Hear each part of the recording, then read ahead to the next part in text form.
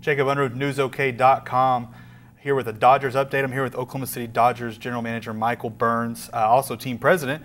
Michael, thanks for joining us today. Exciting times coming around here. We're about 2 weeks away from the season starting. Tickets went on sale today. Update us on what the ticket status is and maybe some of the promotions coming up. You're exactly right. It is exciting times. Anytime we can get beautiful weather and we can start to really think about baseball, we know that the opportunity to get out and really enjoy the ballpark is right around the corner. So tickets went on sale today, and that includes all 72 of our home games, opening day, our July 4th event. We also have our Bedlam Series event and the Big 12 that all went on sale today. So some great things, some great opportunities for people to make it out to the ballpark this summer. We're bringing back a lot of the promotions that people are familiar with. Our Friday night fireworks shows will be in effect, and so we've got a dozen or so Friday nights that will have the fireworks shows, and our $2 Thursdays with $2 drinks, soft drinks, waters, and beers. And so a lot of the promotions that people are familiar with, our Chaparral Sundays with the family-focused Sundays. So there's so many things that go on at the ballpark. When you host 72 events throughout the year, you got to keep them all pretty unique and active, and we expect to have a full slate of promotions going on this summer. I know the fireworks are popular. The Thirsty Thursday is popular. It's always popular among especially young people wanting to come out there, and so it's probably good you're bringing those back. Does attendance kind of spike on those nights? Yeah, the Fridays and Saturdays are always really strong for us. There are a couple. Those are the dates that we target with our sales team, and Thursdays and Sundays were great for us last year. We see, with the inclusion of our $2 offering, we went with all drinks last year, and we see a ton of families that come out to all these events.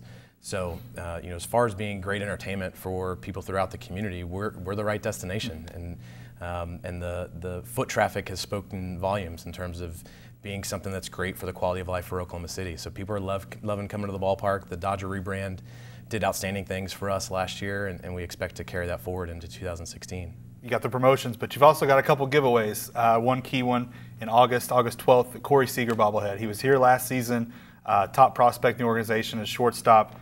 Dynamic player. Tell us about that night and the bobblehead. It sounds like that's a night that you have circled on the calendar. I'm a bobblehead fan. Why not? it's certainly one to bring to everyone's attention. So anytime we have players come through and play in our community, that we have the rights to their likeness, and so having Corey come through last year and play so well for us before he moved on up to LA and was part of their playoff run gives us the opportunity to do what will be the best Dodger bobblehead that we could do this year, of course. After having just done the rebrand, there's no better bobblehead to have than the Corey Seager as the top prospect. So we're really excited about that. It's going to be in the tail half of the season, so it'll be in August, and there'll be plenty of opportunities for people to get locked into those tickets, and we'll do the first 2,000 fans that arrive to that ballpark. That'll get the bobblehead, and then our season ticket holders also have a voucher that they get it, so they don't have to be in line with everyone else. So they're guaranteed those gifts as well. So we'll have 4 different giveaway nights. We'll have a straw tumbler, we'll have a ball cap, we'll have a picture frame, and then the bobblehead, of course, will be I think a very popular one this year. You got FanFest this weekend.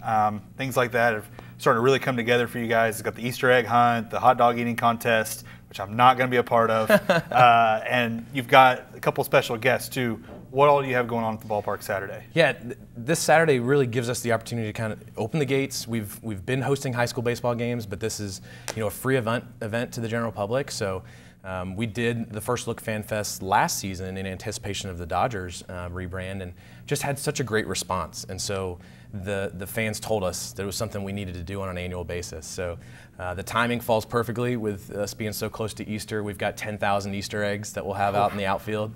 So we're registering little ones to go out and do the Easter egg hunt, which will be a lot of fun, I think, to be able to see them all scattering around the outfield. As you referenced, we'll have the Dodger Dog Contest, which will be later in the afternoon. Manny Mota is coming in town to help us out, and he's going to sign some autographs, and I think he's a big personality that people will enjoy visiting with. And then from USA Softball, we've got Destiny Martinez as well that'll be there signing autographs. So some great community support, and we're really thankful to have partners like USA Softball that want to be a part of this. And I think it's going to be an exciting day for people to get out to the ballpark. We'll be open from 10 to 2. There'll be some high school baseball games going on also during the day, so the ballpark will be active, and it'll be a great opportunity for people to really start thinking about baseball. The the high school aspect, you got the Bedlam series there. You've got state championship games there. Right. This goes back to the community aspect of it. How are you guys trying to make sure this is a community hotspot? It is one of our goals, as you mentioned. You know, the ballpark itself just engenders so much pride in people in Oklahoma City. You know, going back to its connection to maps and really being the first project that opened. So people want to be connected to the ballpark, and we take that responsibility that we want to do as many events as we can to be as inclusive in the community. So it could look like we do 5Ks and walks and charity runs in the fall, usually after the baseball season's over. We'll have a couple of those in the spring. The high school baseball series is really a fun one. So March is really jam-packed with high school games, over 20 games, and then we'll have the state championship. We'll also have fall state championships after the season's concluded as well. So being able to keep the ballpark active is a responsibility that we take very seriously, and it's a community asset, so we want to do as many things as possible to get people into the ballpark, whether it's to see Dodgers games or to see the collegiate athletics, or to see high school athletics, or even just to be on the field as part of a movie night or part of our fan fest. So all of those things give us the opportunity to really connect with our fan base, connect with people in the community, and give them something to be proud about. Speaking of the ballpark, you're always looking to ways to improve it. Last year you had the Budweiser deck added in left field, which is a really nice facility out there for fans.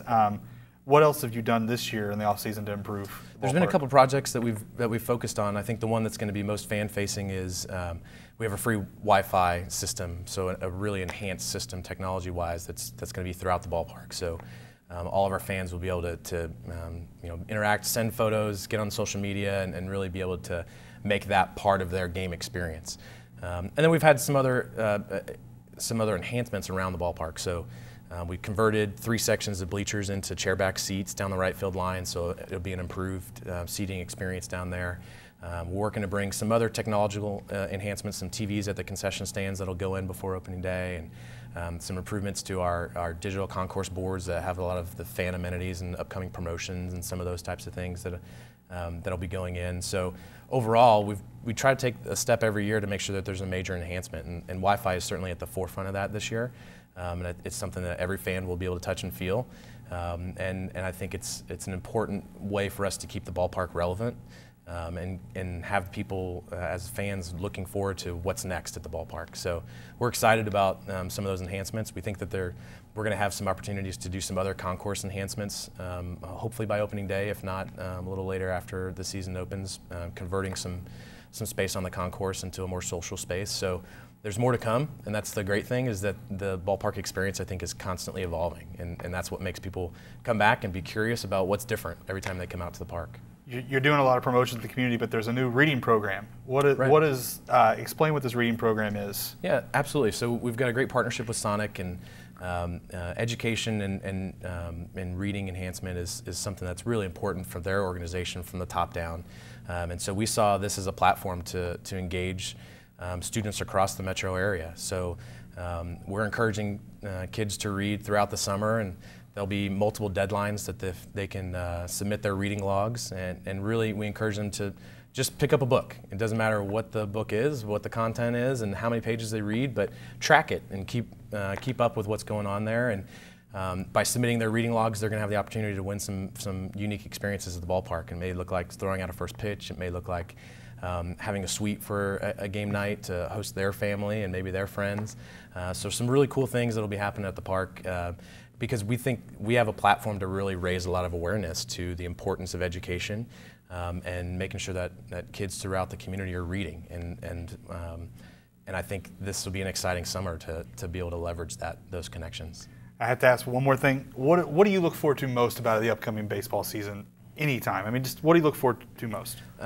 So this is going to be, I believe this will be my 14th season in minor league baseball, and there's nothing that compares to opening day. When you spend all off season long preparing for the season, it's surprising how quickly it comes. But then we get to that day, and on April 15th, being at the ballpark, even early during the day as the grass is being cut and the field's being prepared, there's a cool nostalgic feel to it. And as we get closer to opening the gates and we can welcome people into the park for the first time during this year, It's a special feeling. It's something that our staff, I think, we're given an opportunity to provide a family-friendly experience for people in our community, and to see people walking in, and you got fathers and daughters and grandparents and grandkids. They're all connecting over the sport of baseball. It's a really cool effect that we can see going on at the ballpark. So I just look forward to getting those gates open and just seeing people walk in, because everyone has their routine. Some people are going after Dodger dogs. Some people got to get the Cracker Jack. Some people got to get the Dippin' Dots. Everyone's got their favorite seating area that they got to get to and enjoy a little bit of the sunshine before the first pitch is thrown. So all of that, as it wraps into the experience, is what makes baseball unique, and it's what I think that nostalgic feel is what is so special to so many people.